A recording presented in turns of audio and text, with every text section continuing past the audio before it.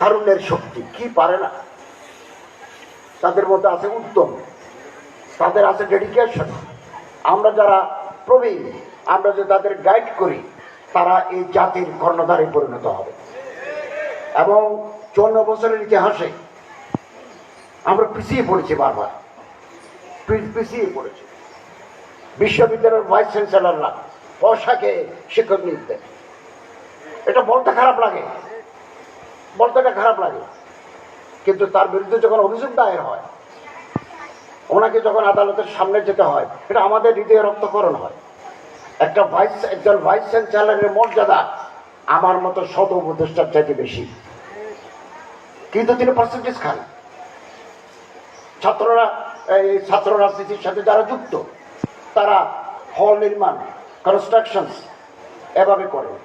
বিশ্ববিদ্যালয়ে আমি দেখেছি একজন ফার্স্ট ক্লাস, অল পুরো ফার্স্ট ক্লাস একজন ক্যান্ডিডেট আসছেন, ওনারে ধরে নিয়ে গেছে, টাকা দাও, টাকা না দিলে ইন্টারভিউ বোর্ডে তিনি অংশগ্রহণ করতে পারেন নাই। আমরা কি কোন দেশে বাস করি?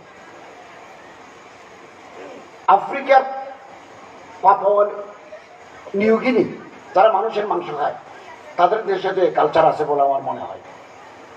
আসল দলীয় দৃষ্টিভঙ্গি আরেকটা আমাদের শেষ করে দিয়েছে। আমি যে দল, আমি ডিপার্টমেন্টের লোক নেব সেই দলে, আমি অফিসার নেব সেই দলে।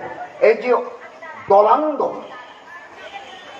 মানুষের পলিটিক্যাল অ্যাফিলিয়েশন থাকতে পারে। আমি একটা আদর্শকে ভালোবাসি, আমি একজন নেতাকে ভালোবাসি, আমি একটা পলিটিক্যাল সিম্বলকে ভালোবাসি, থাকতেই পারে।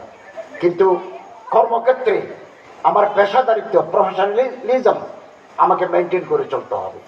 আমি আপনাকে আজকে একটা কথা শেয়ার করি, পাবলিকলি কোনোদিন বলি নাই, আজকে একটু শেয়ার করি। আমাদের অন্তর কত ছোট। We have been confined within ourselves. There is no room in our heart to accommodate others. আমি আমার দলের বাইরে, আমি আমার মক্তবের বাইরে, আমি আমার মাসলাকের বাইরে কোনো মানুষকে নিতে চাই না।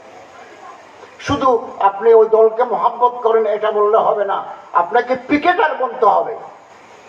কি, হোয়াট ইজ দিস,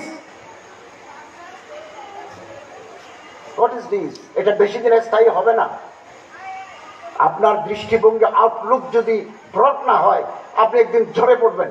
আজকে হয়তো ক্ষমতায় নিতে পারেন, ক্ষমতায় যেতে পারেন, স্থায়ী হবেন না। হৃদয় যদি বড় না হয়, অন্তর যদি বড় না হয়, আউটলুক যদি ব্রডেন করতে না পারেন।